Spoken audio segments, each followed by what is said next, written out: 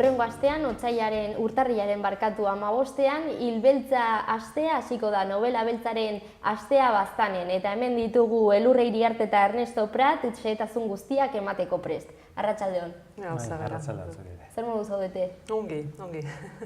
Bai, prest asteari heltzeko eta antolatutako gauza guztiekin gozatzeko. Denbora asko daramazue antolatzen? Bai, hilabete batzuk beti joaten dire, antolaketan eta azkenean txikikeria unitz badire eta gauza unitz lotzekoak eta bere denbora eskatzen du. Zer da zehatz mehatz Hilbeltza? Hilbeltza da hoxe Euskal Novela Beltzaren astea. Duela 4 urte hasi ginen antolatzen eta idazleekin solasean ekimenetik abiatu zen eta horre badugu irakurle talde bat eta horre kezka bat edo bertzerengatik hasi ginen zerbait nahi genuela egin novela beltzarekin eta hitzaldi bat izan behartzen azkenean aste batean bihurtu zen, horako zerbait. Zer nolako ekintzak egiten dira? Pixkat, saiatzen gara, aste bateko ekitaldiak dire eta saiatzen gara arlo ezberdinetako edo disiplina ezberdinetako ekintzak eta antolatzen, ez? Badago idazleekin solasean ekimenarekin, idazlerekin egiten den merendutxoa, badire aurkezpenak, inguruak, zinemanaldiak, mendi itzulia antzerkiarekin, ikuskizunak, poteo jokuak, eta inguruak eta pixkat denetarik, ez? Eta egunetan banatua eta Baztango herri ezberdinetan banatua. Orduan, Euskal Novela den arren, zinema ere sartzen da, generoari atentzioa jartzen zaio. Sartzen dugu zinea, sartzen dugu antzerkia, saiatzen gara sartzen komikia, ez gara Euskal Novela Beltzaren astea da, baina ez gara mugatzen liburuetara, ez? Edo literatura modu itxian ulertuta, ez? Orduan, guk honekin, literaturarekin disfrutatzen dugu, idazleekin solasean irakurle taldeak 9 urte jada martxan dagoela, eta pixkat disfrute horretan saiatzen gara ere disiplina eta arlo ezberdinetako gauzak hori ez, erakargarriak eta ez monotonoa izateko, ez? Gaina justo zinemarekin novela beltza klasiko guztiek nahiko lotuak daude zinemarekin ere bai ez, badire idazleak zinemako gidoilariak izan direnak, badire liburu haunitz pelikula bihurtu direnak eta bada lotura justu zinemarekin eta horri garrantzi eman nahi izan dugu edo baliatu nahi izan dugu hor dagoen altxorroi pixkat gure gitara horako. Eta zergaitik genero beltza? Genero beltza hautatu genuen, halako batean ohartu ginelakoz, gure irakurraldi guztietan eta ohartu ginelakoz, novela beltza zela kritika soziala egiteko aukera gehien ematen duena, ez? Pixkete gauza ilunak eta azpiko bizimodu ilun guztioi agerien uzten zuena, eta iduritu zitzaigun erakargarria. Eta holaxe suertatu zen, etzen ere egierran nolako gauza estrategiko bat goazen pentsatzera zer, gauza batek bertze batek hartzen du, eta hola llegatu zen bai. Talde asko daude, Baztanen genero honen inguruan edo literaturan? Bai Baztanen, bai leku guztietan orokorrean, genero beltza gehien irakurtzen den generoetako bat da, ez? Behar bada, beti badelako trama bat, eta trama horrek lotzen du irakurlea, eta beti, ez, nire ustez, datu zehatzak eduki gabe, renuke dela gehien irakurtzen, gehien ez baino, irakurtzen den generoetako bat, ez, genero beltza. Azkenean misterioa ez, zein izango da edo... Bai, trama horien garapena eta gero korapiloan askatzea eta horrek beti lotzen du irakurlea ez, eta beti, jakin mina sortzen dizu, da, bai. Orain dela 2 urte hasi zenuten ekimenarekin zineten? Hau laugarrena dugu ja. Laugarren astea dugu eta erten alda duela 4 urte antolaketarekin eta gehiago, baina da laugarren astea edo. Eta nola izan ziren hastapen horiek? Bueno, hasieran egeran, egin genuela lehenbiziko urte hori ez, hasteko egitaraua eta hola, ez genekien horrek segida izan entzuen edo ez genekien aukerik emanen ote zuen, ze klar, nahiko mugatzen duzu, ja literaturarekin mugatzen duzu pixkatez, aukerak eta hola, beltzarek, euskeraz zoritxarrez behar bada ere bai, eta beltza honiken mugatuago orden, beldur ginen, behar bada urte batekin hortxe geldituko zela dena, baina hartu gara, guk ere pitate gure ikusmoldea edo edeki dugu eta sartu ditugu bertze novela beltzaren aitzaritkiarekin bertze zenbait ekitaldi desberdin. Eta orduan, lehenbiziko urtean hain ongi pasatu zen, erabaki genuela segitzea, irauten duen bitartean. Eta egeran, aintzineko 3 urtetan, arrakasta izan duten ekitaldia izan dugu, jendea etorri da, bada publiko desente eta giroa ere bai, eta urten ere hala espero dugu. Eta gure sorpresarako edo harridurarako Euskal Herriko zoko haunitzetatik hurbildu da jendea baztaneraino ekitaldi ezberdinetan parte hartzera, ez? Eta horrek ere motibatzen zaitu jarraitzeko antolaketarekin eta ekitaldiarekin, ez? Ekimenarekin. Lehiaketa egin zenuten ere, ez? Beka bat, bai. Bai, hori da, iaz Baztango udalarekin eta Txalaparta argitaletxearekin batean Hilbeltza beka antolatu genuen. Beka hori urtero emanen da, urte batean sormen lana edo lagunduko da eta bertze batean itzulpena. Horren helburua da euskaraz sortzea eta bigarren helburua da euskarara ekartzea merezi duten atzerriko hizkuntzetan idatzitako novelak edo, ez? Eta nolakoa da guztia hau antolatzea, nor dago honen atzean? Talde bat, ez? Kolektibo bat. 7-8 bat gara, eta antolatzea egerran, nahiko, badire momentu batzuk estresanteagoak direnak, segurazki azkeneko aste hau ere bada ez, azken prestaketak hau faltako da edo ez, edo asmentan ere ideik baute ditugun, baina egerran nik uste dut orokorrean gozatzen dugula, bada giro ona gure artean, gaina saiatzen gara noizbehinka bileretara ez mugatzen antolakuntza, ziurtatzen dugu poteren bat hartzea bilera guzien ondotik eta fari bazkariren bat, eta orduan nik uste dut gozatu egiten dugula antolatzen ere bai. Naizta, antolaketa, edozein antolaketa bezala estres momentuak badiren. Baina, eta horren atzetik kolektibo bat, irakurle zaletasuna duena, eta gozak antolatzea gustatzen zaiona. Zein izango da urtengo egitaraua? Asmentan astelenean hasiko gara, eta astelenean idazlekin solasean ekimenaren ekitaldia izinde, eta horre egiten duguna da, konbidatzen dugu idazle bat, eta irakurtzen dugu bere liburua, eta gero liburuaren gain solasten gara idazleakin. Kasu honetan, kidea dugun Ernesto Justu, etorriko da astelenean bere telleria eta gero zerle liburuarekin. Hoi astelenean eta Arizkunen izanen da. Asteazkenean solasaldia izanen dugu Amaiorko elkartean, arratsaldeko 7etan, eta hor Txomin Peienekin solasaldia izango da, eta kasu honetan solasaldiak gidatuko du Jose Angel Irigarai elkarrizketa moduan edo.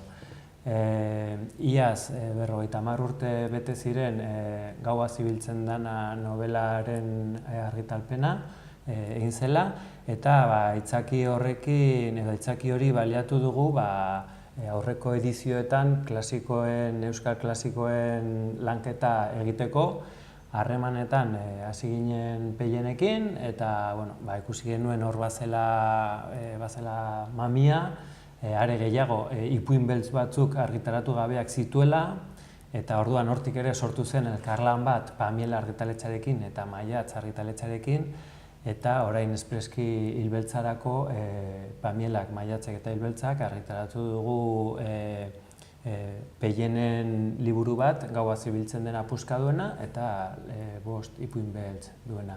Zaldi beltzak zeruan izeneko liburua, orain egun hauetan aurkeztuko dena modu ofizialean, argitaletxeen eskutik eta egun horretan Hilbeltzan, pixka bat horren gainean ere aitzeko aukera izanen dena. Bai, pixket txandaka segitzeagatik Hortzilerian gero zinema dugu, lehen aipatu duguna, Chinatown ekarri dugu, eta postu bat egin dugu, ez dakite urtero errepikatuko dugun edo ez, baina iduritu zaigu zinema ekartzea gure astera importante dela. Aintzineko urtetan izan ditugu ere, ikusentzunezkoak eta hola. Eta urten hoxe bat, Chinatown emanen dugu originalean, azpitituluak euskaraz. Eta Nerea Arruti etorriko da, Mondragon Unibertsitateko irakaslea da, eta bera etorriko da pixketa aurkeztera, gure kide batekin batean, eta hoxe da Hortzilerian ikusiko duguna. Gero, larun bat goizean, mahai ingurua izanen dugu, goizeko 11etan, Elizondon dagoen Arizkunenea kulturetxean, eta aurten aukeratu dugun gaia beltzaren estereotipoak literaturatik ikusentzunezkoetara da. Eta hor pixka bat Arantxa Iturbe kazetaria ahituko da moderatzaile lanetan, eta Iratxe Fresneda eta Irati Jimenez hizlaria izango dira. Eta hor pixka bat aztertuko dutena mahai inguru horretan izango da nola landu diren gizon eta emakume estereotipoak genero beltzean. Alde batetik literaturan eta bertzetik ikusentzunezkoetara. Eta pixka bat hori da ez, genero ikuspuntu horretatik aztertuko dire trama beltzak eta adibideak eta bar. Bai, hoxe, eta launbetean segituz, gero bazkalduko dugu Erratzun, eta Bazkalondoan, Antxe Erratzun berean, bazkalduko dugun toki berean liburu aurkezpenak. Hau urtero egiten dugu, formato saiatzen gara, eta urtero lortzen dugu, beraz horrek nahi du urtero argitaratzen direla liburu beltzak. Eta hor 3 liburu aurkeztuko dute, idazle bakoitzak bere liburua, eta gero berrikuntza bezala antzeslan baten gidoiare, Galder Perezek aurkeztuko du Morbus Operandi. Eta liburuak izin dire Arrutiren banda, Jon Arretxena, Bihotze Batxiak Pierre Mestrotena, eta Danba Jon Anduezarena. Eta gero launbetak ituko dugu, pixkete joku batekin edo, lasai edo ez, besta giroan Antxe Begrian Erratzuko ostatuetan susmagarrien gaua deitzen dugun jokuarekin. Hoi ere errepikatu dugu urtero, eta gerran horrek ematen dio pixket gero hurbiltasuna, eta goixo egoteko eta elkar zautzeko aukera. Igandearekin, hoxe ez, goizeko 11etan, anizen ipuin antzestua izanen da, mendi itzuli baten zehar, ez? Orduan, hor ohartxo moduan errenen dugu mendiko botak eramateko, eta hor, hori ez, baztan gotxoko zoragarri batzuen barna ibiliko gara paseoan, eta hor, trama bat garatuko da, bere estena antzestuekin, eta ez, hau bertzurtetan ere egin izan da, eta hartu dugu pixka bat aproposoa edo izan daitekela aurrekin eta familian egiteko, ez? Eta arratsaldean, astearekin bukatzeko edo astea izten, 3 bat izeneko ikuskizuna prestatu dugu.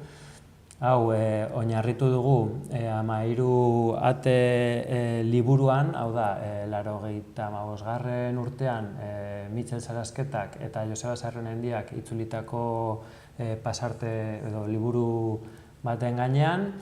Hor, Mitxel Sarasketa eta Joseba Sarrionendiak biek izango dute beren presentzia, modu batean edo bertzean, eta bertzetik, Hilbeltzako kideok gure parte hartzea edo gure izanen dugu Inigo Belzunegi musikariaren laguntzaz. Orduan, pixkat, horrekin ikuskizun bat prestatu dugu, arratsaldeko 7etan, Iruritako Jauregi Arte eta Taberna Kulturalean emanen dena, eta horrekin itxiko genuke pixka bat astea. Eta, nik aipatuko nuke orain elurrek erraten zuenan arira, harremanak eta susmagarrien gaua behar bada poteoan ematen den joku horretan garatzen dire gehiago, baina lehenbiziko urtetik, lehenbiziko ediziotik ikusi genuen gure aldeko gauza bat zela jendearekin dugun harreman hori, ez? Eta hurbiltasun hori, eta lotzen ditugun harremanak, egiten ditugun kontaktuak, eta hortik, harreman horretatik, beti sortzen dire ideiak urrengo urtetan egiteko, eta elkarlanerako eta auzolanerako animaleko aukerak zabaltzen dire, hortik beka, elkarlanean egiten den udalarekin eta txalapartarekin, hortik ere, aurtengo mahai ingurua heldu da iaz egindako harremanetatik, Peienen liburua argitaratzearen Pamila eta Maiatzekin ere harreman horretatik heldu da, aurtengo espotan parte hartu egin dutenek eta parte hartu dutenek ezagutu gara aurreko edizioetan eta konfiantza hori egin dugu aurreko edizioetan eta orokorrean nahiko ekitaldi hurbilak eta goxoak izaten dire eta jendeari gelditzen zaion sentsazioa gozotasun hori eta horregatik behar bada errepikatzen du publikoak ere, eta Euskal Herritik tortzen diren jendea eta badire batzuk inkondizionalak, Euskal Herriko bertze puntatik tortzen direnak, urtero, eta hori nik uste azpimarratu beharreko gauza bat dela, harreman sortzen diren harreman horiek. Eta erraitzaile berriak ere sortzen dira. Bai, jende berria agertzen da beti, nik uste dute horre egiten ditugun kanpainak edo sare sozialetan edo elkarrizketekin berean ere urtero jende berria etortzen da, hoxe. Ernesto Kertentuen inkondizional horiek ere urtero hor dire, baina gero jende berria agertzen da, beti, kopuru ederrarekin, baina nik uste dut gero eta ezagunagoa da ere bai, eta agertzen da jende, aurten ere alasko. Parte hartze aldetik, arras parte hartzea handia du, eta solasaldiak eta beti izaten dute erantzun arrasona. Oso egitarau polita eta nitza duzu, Bai, ala da, bai. Eta orduan, hurrengo edizioan ja, dagoeneko pentsatzen. Egirran beti gelditzen zaizkigu gauza batzuk horre pendiente eta ondokorako eta horren apuntatzen ditugu, zaku batean sartzen ditugu eta egirran ez dago antolatu eta baina badire ja ideia batzuk hoxe. Antolatzen nahi zarelaik bada data bat egitarau esteko, etxi behar duzu imprimatzeko gauzak eta orduen etxita gero agertzen dire gauza gehiago eta sartzen argi nuen, baina ez da ere orai sartzean nola nahi, hor gelditzen dire, helduen urtea ere horre honen da eta ondoko urteak ere bai. Eta urtean zehar ere garatzen dituzue beste ideiak, orain adibidez zenbait proiektua aipatu dituzu ere? Bai, urtean zehar orokorrean egiten dugu web orrialde baten kudeaketa, hilbeltza.eus web orrialdea sortu genuen, eta hor atal ezberdinak daude, eta urtean zehar joaten gara elikatzen, elkarrizketak direla, artikuluak direla, hausnarketak, iritziak eta hori joaten gara urtean zehar elikatzen eta garatzen. Gero bekarena da ere urtean zehar lan pixka bat ematen duen ekimen bat, aurkeztu behar da, gero itxi behar da epea laginak aurkezteko, erabaki behar da zein eman eta hola pixka bat. Eta gero bertze egin zera, idazleekin solasean irakurle taldeak, hau da, hilbeltzak berez irakurle talde horretatik sortutako gauza bada, eta irakurle talde horrek segitzen du bere martza, ez? Urtean bizpahiru solasaldi egiten ditugu idazleekin eta beren liburuen gainean, eta beti bada zerbait. Hori orai ulertzen denez, da momentuik intensuena hilbeltzari dagokionez, baina urtean zehar gauza batzuk egiten dugu. Spot bati buruz ere hitz egin duzu.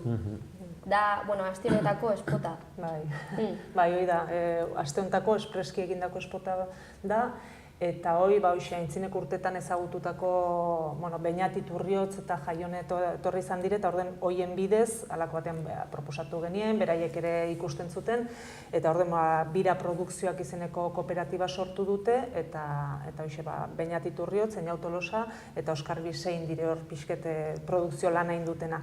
Eta orduen, espota egin ziguten, animaleko arrakasta izan du, bada pixket ere, guri, guk ere erakutsi nahi dugun espota, baztan erakusten du, herri desberdinak ageri diren, naiz eta igual ez duzu zertan jakin beharrik, beltza da, eta gaina badu umoretik ere, bukaerak badu umore pixkat, eta gainera horko leloi bihurtu da piket, zenbait komunikabidetan ikusi dugu lelo bezala berria materakoan, krima bakarra huts egitea da.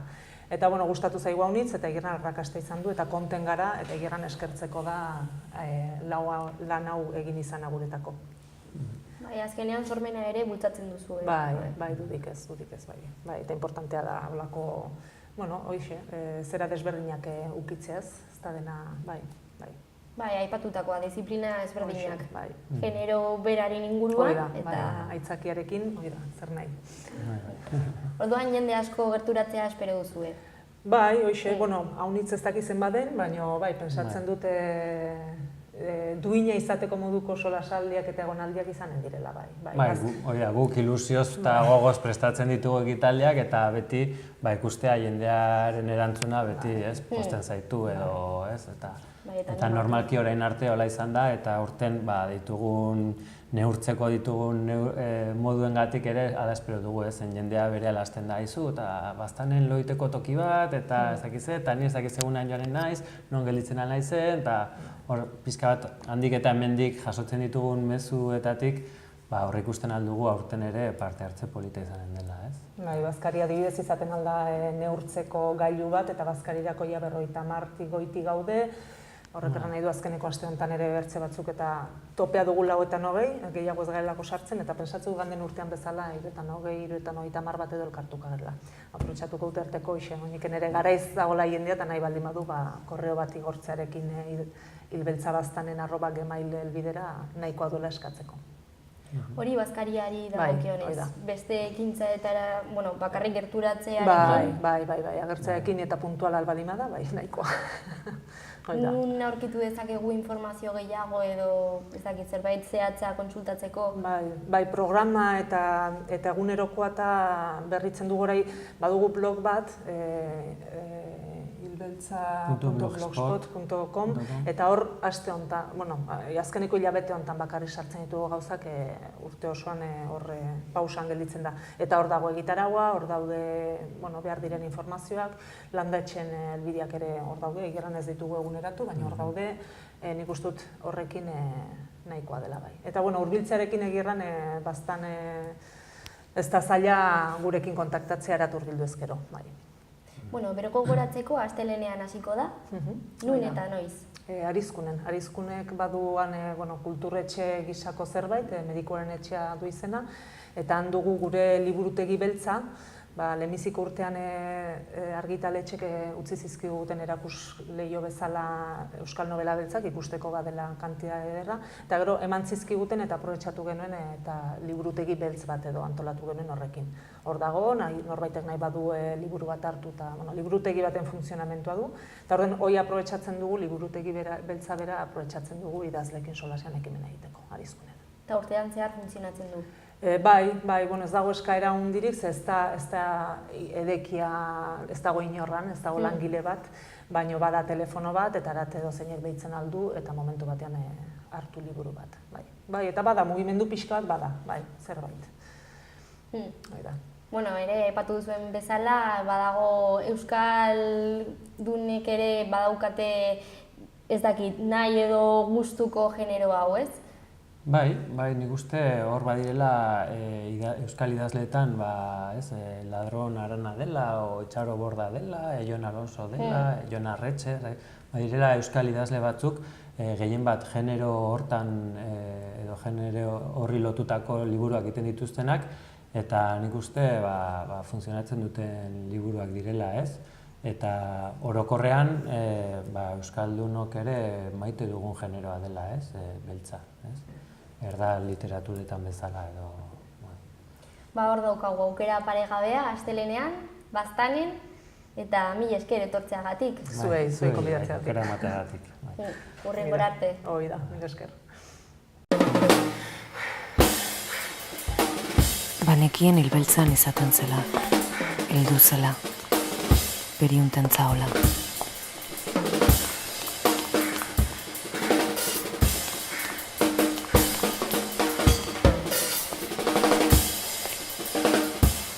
Banekien liburu aurkezpenak izaten zirela, baite zinien, mai inguruek, susmagarrien gaba, idazlekin solasaldiek. Kateko intentziona banuen, baina ondarrean, utzi nuen, eta orai, mantxosko da aurrekitzeko, hile, bainago.